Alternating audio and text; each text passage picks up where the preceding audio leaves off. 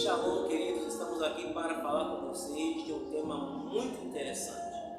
Você já se perguntou se realmente você é templo do Espírito Santo? Bom, eu cresci na igreja cristã e eu cresci ouvindo pregadores, ouvindo cantores falar que Deus habita em mim, que Deus habita em você. Quem cristão da década de 80 para cá nunca ouviu aquele hino famoso do nosso querido pastor Armando Filho chamado Mover do Espírito? Neste hino ele diz que você é importante para Deus, que você é especial, que você tem um valor, que você deve valorizar aquilo que você tem. E qual é a explicativa dele? Ele diz o seguinte: você valoriza tudo isso porque o Espírito Santo habita em você, porque o Espírito Santo se move em você. Bom, porém, recentemente, dois pastores, ao pregar, eles falaram que Deus não habita em indivíduos. Um desses pastores, muito conhecido, é o Dr. Rodrigo Silva. Mas fica a questão: quem está com a razão? Os irmãos que afirmam que o Espírito Santo habita no indivíduo ou aqueles que afirmam que o Espírito Santo não habita no indivíduo?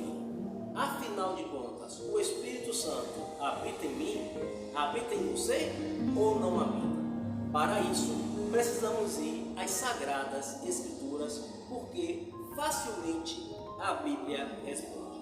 Bom, primeiramente, os irmãos que assim afirmam, eu vou aqui abrir rapidamente a palavra de Deus, no livro de 1 Coríntios, carta escrita do apóstolo Paulo, no seu 3º capítulo. Lá, o apóstolo Paulo faz a seguinte menção.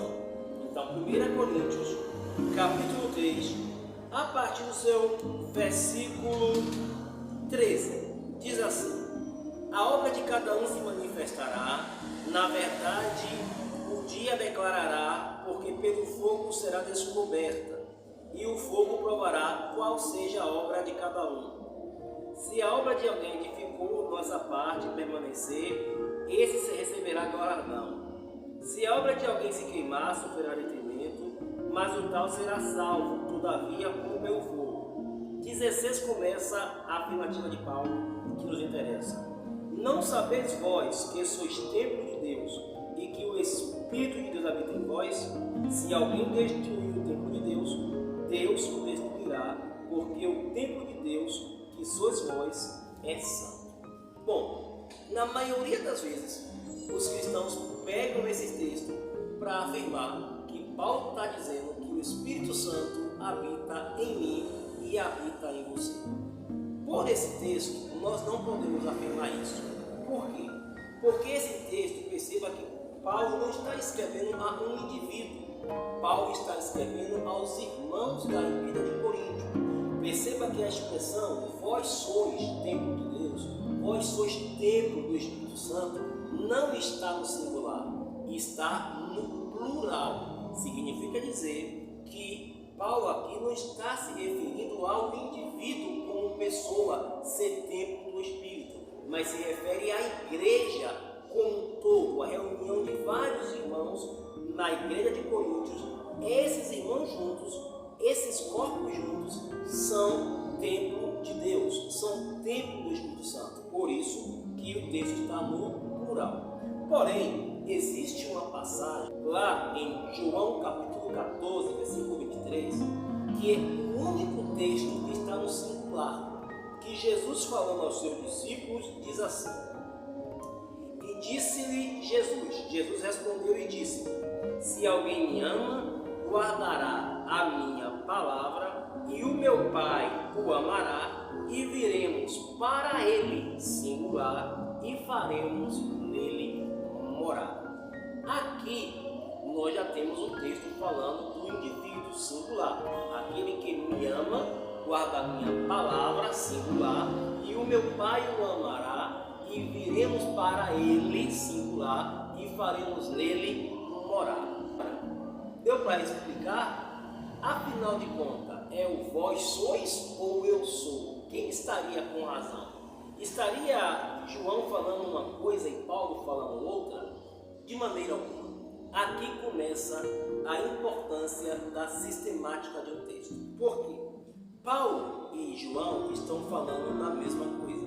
Primeiro, quando Jesus fala aos discípulos, ele está falando não é também a um indivíduo só, mas aos seus seguidores, aqueles que obedecem a sua palavra. E esses seguidores que obedecem a sua palavra, por natureza, fazem parte da igreja, são igreja, a mesma igreja a quem Paulo se refere.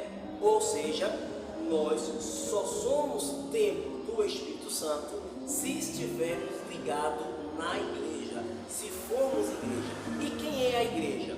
O mesmo Paulo, lá em 1 Coríntios, capítulo 12, vai dizer que a igreja é o corpo de Cristo e como corpo ela tem muitos membros.